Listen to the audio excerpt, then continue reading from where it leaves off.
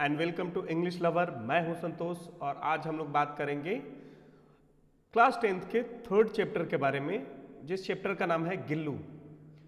Chapter start करने से पहले कुछ इसके बारे में बेसिक डिटेल्स हम लोग डिस्कशन कर लेते हैं। फ्रेंड्स, इस चैप्टर को लिखा है महादेवी वर्मा ने। ठीक है, वो एक भारत की लीडिंग कवियत्री थी, पोएटेस थी। उनका जन्म हुआ था 1907 में और उनकी मृत्यु हुई थी 1987 में।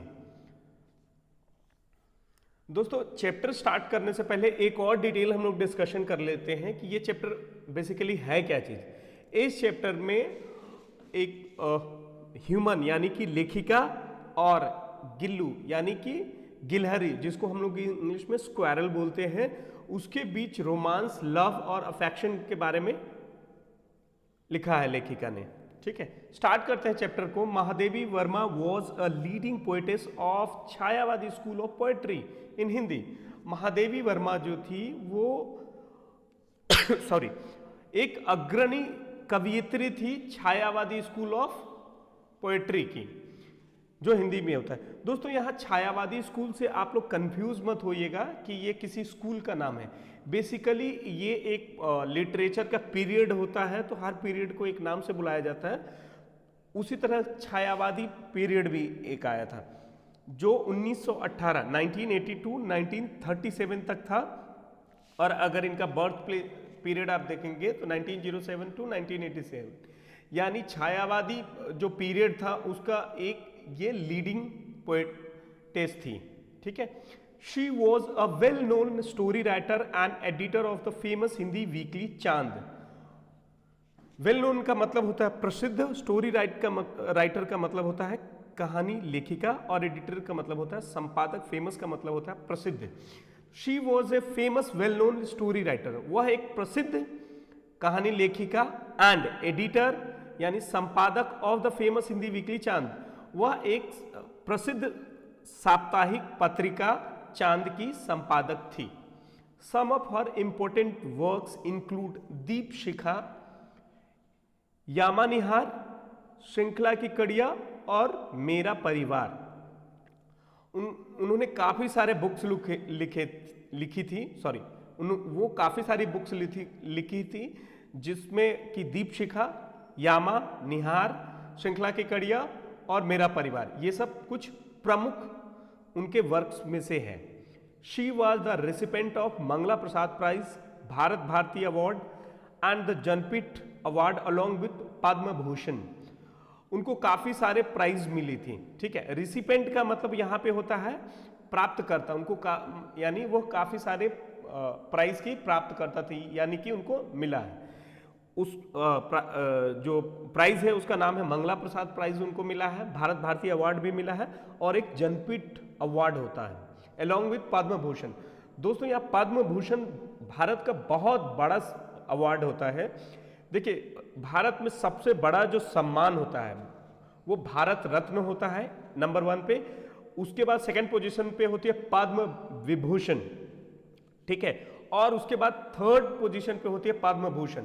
यानी महादेवी वर्मा को भारत का तीसरा सबसे बड़ा सम्मान मिला हुआ है। ठीक है, she was elected fellow of the साहित्य एकेडमी। वह साहित्य एकेडमी की चुनी हुई सदस्य थी। अब साहित्य एकेडमी क्या होता है? बेसिकली साहित्य एकेडमी जो है एक नेशनल एकेडमी है जो लैंग्वेज और लिटरेचर्स को प्रमोट करने के लिए भारत सरकार ने इसको स्टैब्लिश किया था 1954 में, और उसका मेंबर महादेवी वर्मा को भी चुना गया था। ये आपका स्टोरी का बेसिक डिटेल्स था कि राइटर्स और उसके बारे में। अब चैप्टर को हम लोग स्टार्ट करते हैं। Unexpectedly one morning. अनएक्सपेक्टेडली का मतलब होता है आश्चर्यजनक रूप से। वन मॉर्निंग यानी एक सुबह। When I entered the veranda from the room. जब मैं इंटर मतलब प्रवेश करता हूं, किया। वेरांडा का मतलब होता है बरामदा। हिंदी में हम लोग के दरवाजे के सामने खाली स्पेस होता है, जो कोई कमरा नहीं होता है और जहाँ पे गेस्ट वगैरह आते हैं, बैठते हैं, काफ़ी बड़ा स्पेस होता है। इंडियन जो रूरल्स हाउस में इस तरह के पाए जाते हैं, उसको बरामदा, वेरांदा इंग्लिश में बोलते हैं और हिंदी में बरामदा बोलते हैं। फ्रॉम द रूम, मतलब कमरे से बरामदा की तरफ एंट्री होती है। आई सॉ 2 crows प्लेफुल्ली, मैंने 2 कौवे को देखा प्लेफुल्ली यानी खेल कूद में, पोकिंग यानी कुरेदना, पोकिंग का मतलब होता है कुरेदना, दियर बिक्स मतलब उनके, बिक्स का मतलब होता है चोंच, अपने चोंचों को कुरेदे, एट द फ्लावर यानी फ्लावर पोट्स यानी फूल का जो बर्तन है जिसको हम लोग पॉट बोलते हैं या गमला बोलते हैं जिसमें पौधे लगाए जाते हैं। As if engaged in the game of hide and seek, यानी वो जैसे ही वो बरामदा पे एंट्री करती है वो देखती है कि 2 कौवे जो है खेल खेल में ऐसे चोंच मार रही है, ठीक है, कुरेद रही है चोंच से फ्लावर पोट्स को यानी सुराही को, जैसा ऐसा लगता है कि वो हाइड एंड सीक खेलने में व्यस्त है। हाइड एंड सीक क्या होता है, एक छुप जाता है और दूसरा उसको खोजता है, जिसको हम लोग देशी भाषा में छुपन छुपाई भी बोलते हैं, ठीक है। सडनली अचानक, my assiduous critic of this mythical tale of the crow was intercepted by my gaze that fell on this teeny being। क्या हुआ, अचानक, ओसिडियस यानी परिश्रमी होती है, क्रिटिक मतलब होता है आलोचक, ठीक है, of this mythical tale of crow.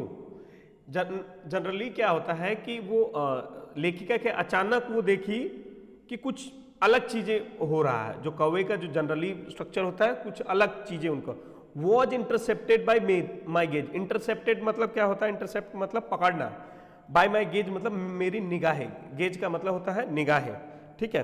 Fail on this tiny being, मतलब टीनी का मतलब होता है छोटा और बीइंग का मतलब होता है प्राणी, जो गिरा हुआ था जमीन पे, ठीक है।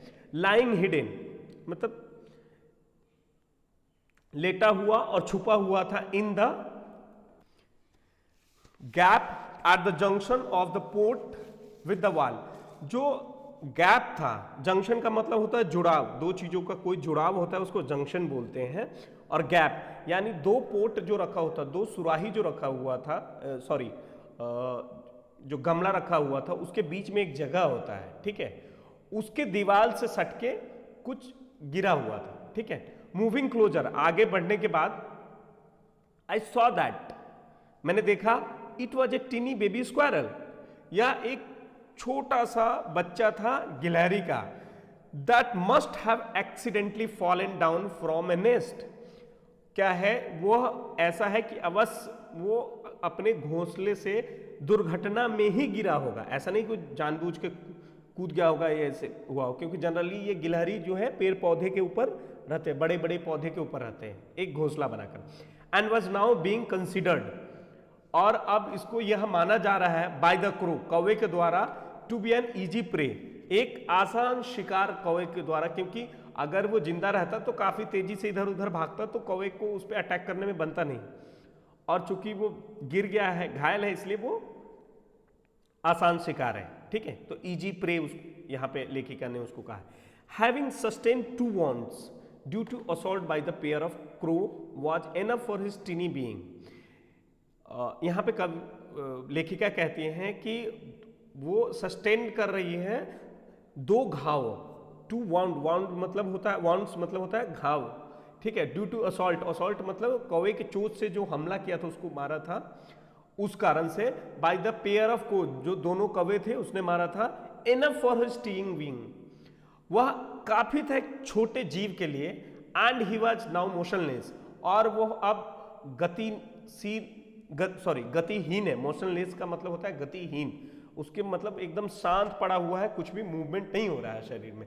क्लिंगिंग टू द पॉट, और वो क्या है, क्लिंगिंग का मतलब होता है चिपकना, ठीक है, पकड़ के, मतलब पॉट यानी बर्तन से जो सुराही है उसके निचले भाग में वो चिपकी हुई है, पकड़ के, ठीक है। Everyone remark that as he would not survive after having been so assaulted by the crows, सब लोगों ने कहा, रिमार्क यानी स्टेटमेंट देना, ठीक है, that as he would not survive, जैसा कि वह जिंदा अब नहीं बचेगा, after having been so assaulted by the crows. क्या है कि कौवे द्वारा बहुत घातक रूप से उस पर असॉल्ट किया गया है, मतलब उसको घाव दिया गया है, तो वो अब नहीं बचेगा। ही बी लेफ्ट अलोन, उसको अकेले छोड़ देना चाहिए, सब लोगों ने लेखिका को ये बात कहा, but my mind refuse to exceed to their views.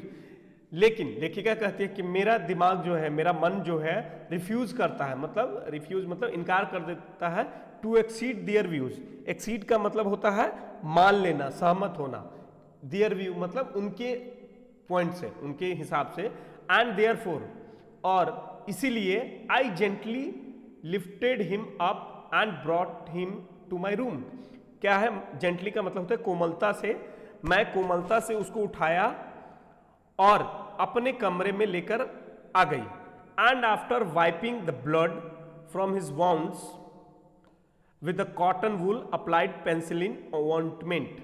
ठीक है, वाइपिंग का मतलब होता है यहाँ पे पोंछना, ब्लड का मतलब खून आप लोग जानते होंगे, फ्रॉम हिज वाउंड्स मतलब घाव, with cotton wool, cotton wool का मतलब होता है रुई, then applied penicillin ointment, ointment का मतलब होता है मलहम, यानी उसके शरीर घाव से खून पोंछने के बाद, रुई से खून पोंछने के बाद, ठीक है, उस पे पेंसिलिन लगाई। ठीक है, ऑइंटमेंट, पेंसिलिन ऑइंटमेंट यानी मलहम लगाई। ठीक है, I tried to feed him by somehow putting a thin cotton wool wick. लेखिका क्या करती है, अब उसको खिलाने, फीड मतलब खिलाना होता है, समहाउ मतलब किसी तरह सॉरी, लेखिका किसी तरह उसको खिलाने की कोशिश करती हैं, पुटिंग थीन कॉटन वूल यानी रुई के एक पतला सा बना लेती है। ठीक है, विक का मतलब यहाँ पे होता है बत्ती। ठीक है, WIC के विक, विक माने मतलब रुई का एक पतला बत्ती बना लेती है और उससे खिलाने की कोशिश करती है। Deep in milk to his mouth, क्या है, रुई की बत्ती को पहले वो दूध में डीप करती है, मतलब डुबाती है, जिससे क्या है रुई कुछ दूध को सोख लेता है और उसके बाद उस रुई को उसके मुंह में डालते हैं, किसके, स्क्वायरल के यानी गिलहरी के मुंह में। But he was unable to open his mouth, लेकिन गिलहरी क्या है, अपना मुंह खोलने की स्थिति में नहीं है। क्यों? क्योंकि वो बहुत ज्यादा घायल हो रखी है और उनका मुंह भी नहीं खुल रहा है गिलहरी का। And the drop of milk only slid from both sided, और जो ड्रॉप ऑफ मिल्क यानी दूध की जो बूंदे हैं वो स्लिड मतलब फिसल रहा है डाउन, नीचे की तरफ, फ्रॉम बोथ साइडेड, उसके मुंह के दोनों तरफ से क्या हो रहा है, जो दूध पिलाने की कोशिश कर रही लेखिका वो गिर रहा है नीचे की तरफ। Only after several hours of tending could I manage to pour one drop of water in his mouth, मतलब काफी घंटे के, कई घंटों के देखभाल, टेंडिंग का मतलब होता है देखभाल करना। ठीक है, काफी घंटे की देखभाल करने के यानी रख रखाव करना, देखभाल करने के बाद मैं पानी का एक बूंद उसके मुंह डालने में सफल हो गया। ठीक है, but on the third day, लेकिन तीसरे दिन, he became so much better, वह बहुत अच्छा हो गया। And assured that he would use, और यह निश्चय की मतलब लोगों को भरोसा दिया, अश्योर्ड मतलब वो दिखाया basically, that he would use, आगे बढ़ते हैं, he would use his two tiny claw, यानी टिनी मतलब होता है छोटा, टू मतलब दो हो गया, और क्लॉ मतलब होता है पंजा, to hold my finger and gaze all around, मतलब दो तीसरे दिन उसने, गिलहरी ने एश्योर किया कि वो अपने पंजे से लेखिका के फिंगर को पकड़ सकता है या सकती है, जो भी अब हो, and gaze all around, gauge मतलब होता है निगाहें, ऑल अराउंड मतलब चारों तरफ देख सकता है, विद हिज ब्लू मतलब नीला, glass beads like eyes, glass beads का मतलब होता है, यहाँ फ्रेज वर्ड है, कांच के मोती। ठीक है, लाइक आइज मतलब कांच के मोती की तरह आंखों से इधर उधर देख सकता है। एंड इन 3-4 मंथ्स, और 3-4 महीनों में ही एस्टोनिश्ड एवरीवन, एस्टोनिश्ड का मतलब होता है आश्चर्य करना। ठीक है, चौंकाना, सबको उसने चौंकाया। विद हिज स्मूथ फर, वो क्या, अपने स्मूथ का मतलब होता है चिकना, फर का मतलब होता है जानवरों के शरीर पे जो छोटे छोटे बाल होते हैं उसको फर बोलते हैं, और उस पर हाथ आप मारेंगे तो एकदम अच्छा सा लगेगा, उसको हम लोग फर बोलते हैं, उसको इंग्लिश में फर बोलते हैं। बशी टेल यानी जंगली पूछ, एंड नॉटी मतलब नटखट, रिफ्यूजेंट आई मतलब चमकीला आंखें। अब यहां पे राइटर लिखते हैं a transformation from common to proper noun followed and we started calling him Gillu. अब क्या होता है, ट्रांसफॉर्मेशन का मतलब होता है बदलाव, ठीक है। एक बदलाव होता है फ्रॉम कॉमन मतलब सामान्य टू प्रॉपर मतलब विशेष, प्रॉपर नाउन यानी विशेष संज्ञा, फॉलोड मतलब ये एक नियम है उसको फॉलो किया जाता है। And we started calling him Gillu, और हम लोग उसको क्या है गिल्लू बोलना चालू करते हैं। जनरली क्या होता है, हम लोग अपने घर में भी कोई जानवर रहता है, कुत्ता हो गया, कुछ भी रहता है, तो हम लोग शेरू, चीता, टाइगर कुछ भी उसका नाम रख देते, वो प्यार से नाम रख देते। या फिर हमारे घर में बच्चा भी रहता है तो छोटा, छोटू, छोटी या गोलू, मोलू कुछ भी नाम रख देते हैं प्यार से। तो उसी को ये लेखिका कहते हैं एक ट्रांसफॉर्मेशन हुआ, बदलाव हुआ, common name to proper noun की तरफ गया, ठीक है। I hung a light weight flower basket lined with cotton wool on the window with the help of a wire. लेखिका क्या करते हैं, हंग मतलब होता है लटकाना, ए लाइट वेट मतलब हल्का वजन वाला, फ्लोर बास्केट यानी फूलों का टोकरी, lined with the cotton wool उसके कॉर्नर पे क्या है रुई रखा हुआ, ऑन द विंडो खिड़की पे, with the help of a wire एक तार की मदद से, फॉर 2 years यानी 2 साल के लिए, दिस वॉज गिल्लूज अबॉर्ड यह 2 साल के लिए गिल्लू का घर होगा, ठीक है, होता है, sorry.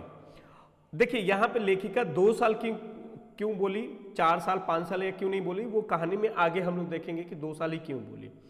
All where pleasantly astonished सभी लोग क्या हुआ सुखद आश्चर्य हुए, at his antics and intellects क्या हुआ कि इंटेलेक्ट यानी उसके बुद्धि से, ठीक है, और एंटिक्स मतलब उसके हरकत से, सब लोग सुखद आश्चर्यचकित हुए उसके हरकत और उसके बुद्धि से देख करके।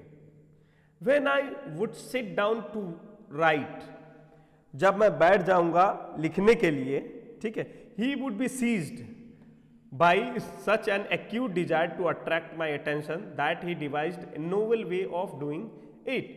क्या करता है गिल्लू अब कि जब जैसे ही लेखिका बैठ जाती है लिखने के लिए, वो एकदम सीज मतलब क्या है रुक जाना, शांत हो जाता है। Such an acute desire, acute desire का मतलब होता है बहुत ही ज्यादा इच्छा रखते हुए, टू अट्रैक्ट माई अटेंशन मतलब लेखिका के ध्यान आकर्षण के लिए, दैट ही डिवाइज्ड, डिवाइज्ड यानी हुआ प्रकल्पित करना, तैयार करना सॉरी, ए नोवल वे मतलब नया तरीका, नोवल वे यानी नया तरीका ऑफ डूइंग इट इसको करने का, ठीक है।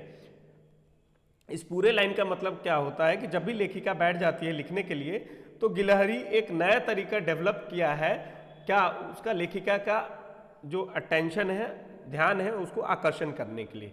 He would venture close to my feet, वो क्या है हमारे मेरे पैर के पास, मतलब वेंचर मतलब यहाँ पे होता है जोखिम, क्योंकि जोखिम यहाँ पे क्यों कहा है लेखिका ने, क्योंकि पैर के पास अगर गिलहरी आता है और गलती से पैर उठा के उसके शरीर पे पड़ जाता है तो दब जाएगा, उसको जोखिम मतलब जख्म हो सकता है। तो वो एकदम जोखिम के साथ उसके पैर के पास इधर उधर घूमते रहता है। गो स्विफ्टली अप द कर्टेन्स, क्या है बहुत तेजी से क्या है कर्टेन्स पे चढ़ जाता है ऊपर, and descend with the same breakneck speed. Descent का मतलब होता है रिटर्न होना, ठीक है, नीचे उतरना, with the same breakneck speed. यहां ब्रेकनेक का मतलब होता है खतरनाक स्पीड, एकदम जैसे ऊपर से नीचे गिरेगा तो क्या गर्दन टूट सकती है, तो ब्रेकनेक स्पीड के साथ ऊपर चढ़ता है और फिर नीचे भी आता है। The sequence would continue till the time I got up to catch him, और ये प्रक्रिया जो है तब तक चलती रहती है जब तक कि मैं उसे उठकर पकड़ नहीं लेता। On some occasions I use to hold, कुछ अवसरों पे मैं उसको पकड़ के रखती थी। आगे I use to hold Gillu and put his tiny body in a long envelope. क्या होता है कुछ अवसरों पे लेखिका क्या करती है कि आदत हो गई थी कि किसी ओकेजन पे वो अपने क्या टिनी बॉडी मतलब गिलहरी एक छोटा सा प्राणी होता है, उसके छोटे शरीर को लॉन्ग इन्वेलप मतलब अपने बड़ी बाजू में मतलब गोद में वो क्या है, वो गिल्लू को रखते हैं। एनवेलप का मतलब लिफाफा होता है, लेकिन यहाँ पे उसका मतलब ये हो रहा है कि वो बड़े मतलब बाजू में छोटे से क्या बोलते हैं, टीनी बॉडी यानी छोटी सी शरीर के एक गिलहरी को रख रही है। Sometimes he would continues to stand on the table leaning against the wall in such an amazing condition for hours and watch my activity with his radiant eyes। क्या होता है, sometimes कभी कभी he would continue to stand, मतलब क्या लगातार खड़ा रहता है on the table leaning against the wall, मतलब क्या, दीवार के अगेंस्ट में, ठीक है। इन सच एन अमेजिंग कंडीशन, कुछ आश्चर्यजनक कंडीशन में, मतलब घंटों तक खड़ा रहता है। एंड वॉच माई एक्टिविटीज, मतलब लेखिका क्या करती रहती है, वो देखते रहता है। विद हिज रेडियंट आईज, यानी चमकीला आंखों से, ठीक है। अब आगे देखते हैं। व्हेन हंग्री, जब भूखा होता है, he would inform me by twittering chik chik and after having received some biscuit और काजू। क्या होता है, जब वो कभी भूखा रहता है, ठीक है, तो वो ट्विटरिंग मतलब चहचहाना हुआ सूचित करता है किसको, लेखिका को, चहचहा करके, और चहचहाता कैसे, चिक चिक करके। And after having received some biscuit और काजू, क्या है, वो बिस्कुट और काजू खाने के बाद भी चहचहाता है और बताता है कि मैं खा चुका हूँ। आई wandered with the twittering of चिक चिक, क्या है, लेखिका आश्चर्य होती है उसके चहचहाने की आवाज से। What transpired between him and the other squirrel that were often spotted near the wire meshed window। क्या होता है कि वो what transpired, मतलब ट्रांसपायर्ड मतलब थोड़ा सा ट्रांसफर करता है किसे, अदर जो गिलहरी होती है उससे, और जो गिलहरी लेखिका के पास, वो जो छोटी बच्ची जिसको पाल पोस कर रही है लेखिका, ठीक है, गिल्लू जिसका नाम है। दैट वर ऑफन स्पॉटेड, क्या है, अदर गिलहरिया जो है वो स्पॉटेड मतलब देखा जाता है, near the wire messed window. जो वायर मेस्ड का मतलब क्या होता है, जो तोता वोता रखने के लिए हम लोग जो बनाते हैं लोहे की जाली, उसको वायर मेस्ड विंडो से, ठीक है, यानी खिड़की जो है उसको पूरा वायर से मेश किया गया है, ठीक है। Sorry. Seeing Gillu sitting near the window and affectionately peering at the world outside, क्या गिल्लू क्या है, वो देखती है विंडो के पास बैठ के अफेक्शनेटली, यानी पूरे अफेक्शन के साथ वो बाहर देखती है। पियरिंग एट द वर्ल्ड, यानी पूरी दुनिया को, वर्ल्ड आउटसाइड मतलब बाहरी दुनिया को झांक रही। पियरिंग मतलब होता है झांकना, अफेक्शनेटली मतलब प्यार से, ठीक है। मेड मी रियलाइज, क्या मुझे ये रियलाइज करता है मतलब अनुभव देता है, फील कराता है, that it was necessary to set him free, अब यह आवश्यक हो गया है कि उसको आजाद किया जाए, बाहर जाने की भी आजादी दिया जाए। By removing some nails I made a small opening in a corner of the wire mesh, क्या है कि उसके गिलहरी का कुछ नेल्स यानी नाखून हटाने के बाद, क्योंकि वो काफ़ी बड़ा हो गया था, आई मेड ए स्मॉल ओपनिंग, क्या है, जो विंडो है उसमें small opening in the corner of wire mesh, कि जो तार से जो मेश किया गया है, तार से जो पूरा जाली बनाया गया, उसमें एक विंडो ओपन किया जाता है, ठीक है, छोटा सा। क्यों, क्योंकि उसको गिलहरी को, गिल्लू को बाहर निकलना है। On being able to go out from this opening Gillu was thrilled to be liberated. Sorry. इसको ओपन करने के बाद क्या गिल्लू जो है वो थ्रिल्ड हो जाता है, रोमांचित हो जाता है। बाय लिबरेटेड मतलब, लिबरेट मतलब क्या होता है, मुक्त होना, रिहा होना, इस टाइप की फीलिंग आती है, ठीक है। Due to my important papers and letters my room use to remain locked in my absence, क्या है कि लेखिका के रूम में कुछ इंपॉर्टेंट पेपर्स यानी कागजात और चिट्ठियां रहती थी, इस कारण से लेखिका के room, my room use to be remain locked मतलब बंद रहता था, इन माई एब्सेंस जब वो नहीं रहती थी, यानी जब वो कॉलेज चली जाती थी या कहीं चली जाती। The room, sorry, the moment the room was opened on my return from college I stepped in, जैसे ही लेखिका कॉलेज से वापस आती थी और सॉरी ओपन करती थी रूम और अब स्टेप्ड इन, एंट्री करती थी, Gillu would rush on to me, Gillu क्या है, बहुत तेजी से दौड़ते हुए मेरे पास आती थी, और and climb up and down from my head to toe, क्या होता था, लेखिका के ऊपर चढ़ जाता था, क्या, from down, sorry climb up and down from my head to toe, head मतलब सर और पैर, टो मतलब हो गया पैर, या तो सर से पैर तक क्या है गिलहरी चढ़ता था उतरता था। Since then this had become a regular practice, और क्या है उसके बाद ये एक सामान्य प्रैक्टिस हो जाती थी, प्रक्रिया हो जाती। On my living the room, मेरे रूम छोड़ने के बाद, Gillu would also make an exit through wire mesh opening of window, क्या होता था कि लेखिका जब बाहर चली जाती थी तो उसके लिए जो एक वायर मेश विंडो से एक गेट खोल दिया गया था, जब लेखिका को ये फील हुआ था कि उसको भी आज़ादी चाहिए, लिबरेटेड, जो यहाँ पे आप थ्रिल टू बी लिबरेटेड हम लोग पढ़े थे, तो उससे वो लेखिका जब नहीं रहती थी तो रूम से बाहर निकल जाता था। He would spend the whole day, और वो पूरा दिन स्पेंड करता रहा होगा विथ हिज लॉट, मतलब अपने बहुत सारे jumping and prancing up and down the branches. ये क्या है, लेखिका ऐसी उम्मीद करती है कि जब वो नहीं रहती है तो गेट के माध्यम से वो निकल जाया करता होगा, और बहुत सारा जंपिंग, प्रेंसिंग मतलब उछल कूद, and sorry up and down the branches, क्या पेड़ के पौधे के ऊपर चढ़ना और उतरना, ये करता रहता होगा। Sorry, I have several pet animals, लेखिका कहती हैं कि उनके पास बहुत सारे पालतू पशु हैं, एंड बर्ड्स, चिड़िया है, and all of them are quite fond of me, और वो सब क्या है लेखिका को बहुत ज़्यादा पसंद करते हैं, बट आई डोंट रिमेंबर, उसको याद नहीं है, एनी ऑफ देम, उनमें से कोई भी, sorry, daring to eat from my plate, मतलब किसी का साहस नहीं है कि वो लेखिका के प्लेट से खा सके कुछ भी।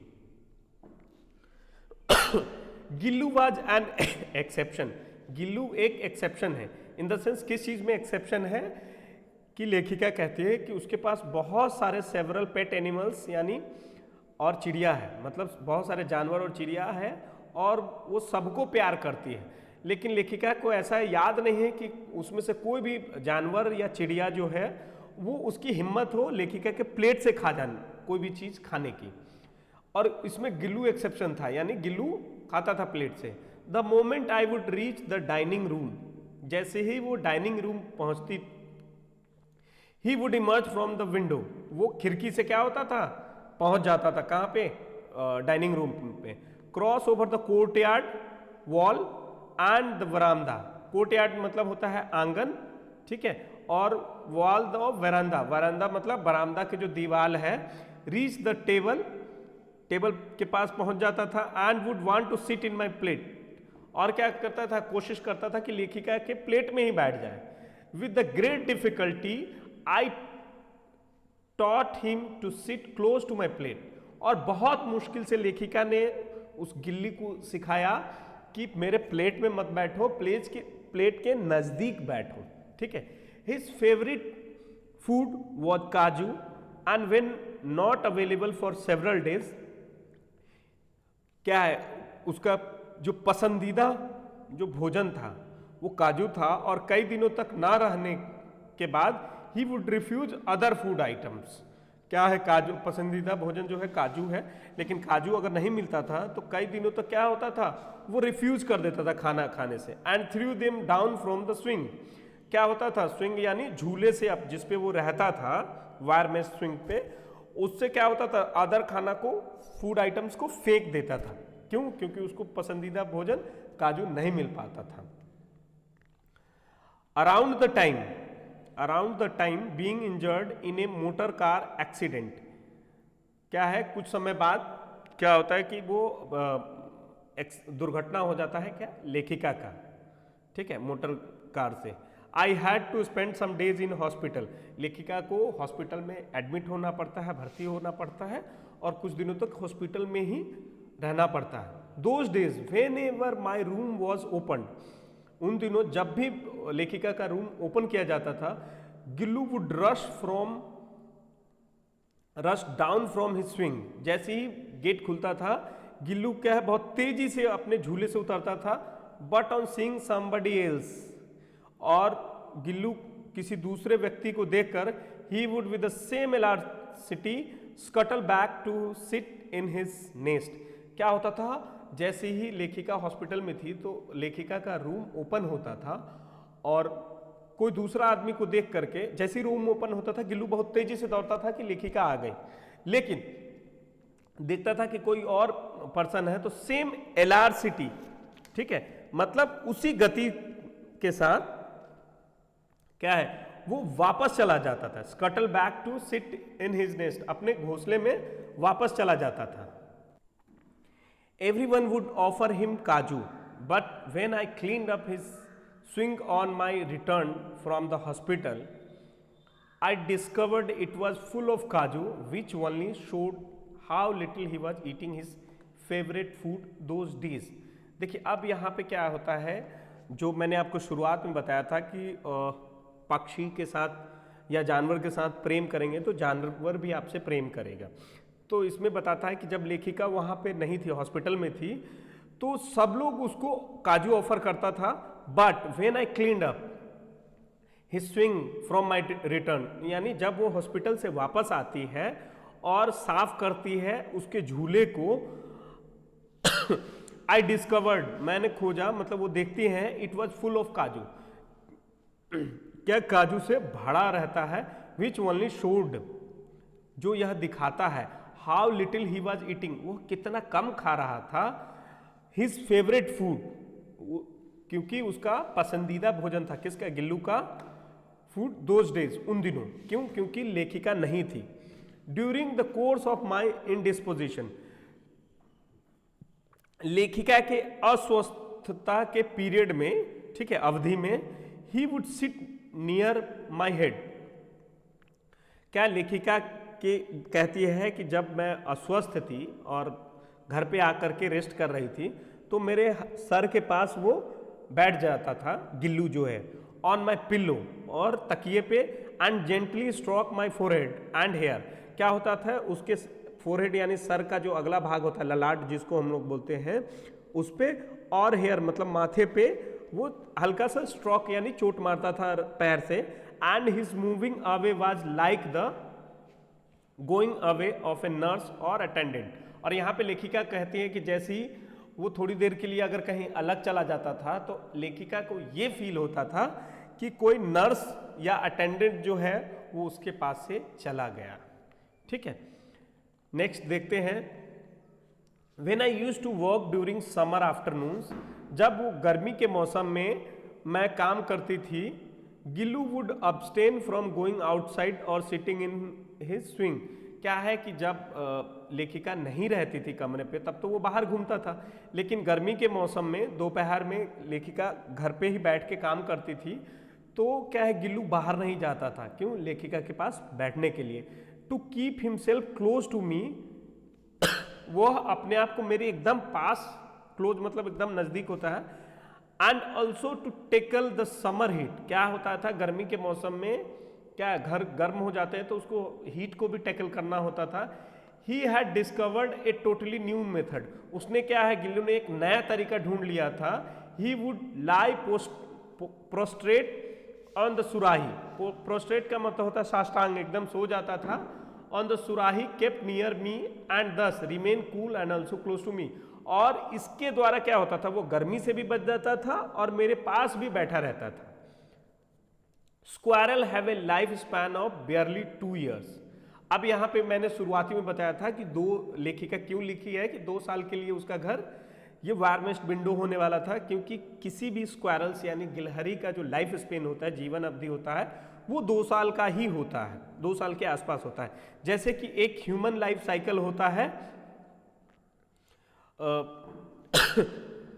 70-80 साल, या कुछ लोग 100 साल के भी है, बट एवरेज लाइफ साइकिल है तो 70-75-80 साल के आसपास जनरली माना जाता है ह्यूमन लाइफ के। तो वैसे ही गिलहरी का जो है वो लाइफ साइकिल 2 साल का होता है। Gillu lease of life finally come to an end. यहाँ पे लेखिका कहते हैं कि गिल्लू के लाइफ जो है जिंदगी का है वो अंत अब आ रहा है, क्योंकि 2 साल में उसकी जिंदगी पूरी हो चुकी है और लाइफ स्पैन ही 2 साल का होता है। फॉर द होल डे, पूरे दिन, he neither ate nor ventured out, ना ही कुछ खाया और ना ही बाहर कहीं गया। इन द नाइट, रात में, even with the pen of going away, क्या है रात में, क्या है दर्द है, गोइंग अवे क्या होता है, मृत्यु जो होने से पहले आपके शरीर में कुछ परेशानी होती है, तो pain of going away, he came to my bed, वो क्या है, वो मेरे बेड के पास आया, फ्रॉम द स्विंग मतलब घोंसले से, झूले से, and clutch my same finger with icy claws which he had clung to in his near death like state during natal days। लेखिका कहती है कि वो ठंडे क्लॉज मतलब क्या है, आइसी क्लॉज, आइसी मतलब ठंडा, क्लॉ मतलब पंजा से उसकी लेखिका को वही उंगली को पकड़ता है, क्लच मतलब पकड़ना, which he had clung to, जिसको उसने पकड़ा था, in his near death like state during natal days, जब वो पैदा हुआ था, यानी जब शुरुआती में 2 कौवे उसको क्या हुआ था, मार रहा था, और उसके बाद लेखिका जब बचा के लाई थी और 3 दिनों बाद वो अच्छा हो गया था, हेल्थ सिचुएशन बढ़िया हो गया था, तो जिस उंगली को उसने पकड़ा था जिस तरह से, उसी तरह से इस बार भी जब उसकी मृत्यु वाली सिचुएशन हो गया तो पकड़ने लगा, जैसे वो क्या है जन्म के सिचुएशन पे पकड़ा हुआ था। The claw were getting so cold that I switched on the heater and try to give him some warmth. Claw जो पंजा है उसका वो क्या एकदम ठंडा होते जा रहा था, सो दैट क्या हुआ, लेखिका ने क्या है इतना ठंडा हो गया था कि लेखिका ने हीटर को ऑन करके सोचा कि कुछ उसको हीट दिया जाए, मतलब बॉडी को गर्म किया जाए। But as the first ray of the morning touched him he departed, जैसे सुबह की पहली किरण आया वह मर चुका था, ठीक है। His swing was taken of the hook and the opening made in the wire mesh window was close. क्या हुआ कि उसका जो वायर मेश जो झूला था, जो टंगा हुआ था हुक से, उसको उतारा गया और उसको बंद किया गया। Gillu was put to eternal rest under the sonjuhi creeper, both because he loved this creeper most and also because of the satisfaction. क्या है, गिल्लू को क्या है दफनाया गया जमीन के अंदर विद संजोही क्रीपर। क्रीपर का मतलब होता है लतरना, ये क्रीप मतलब होता है लता, और क्रीपर मतलब होता है लतरना।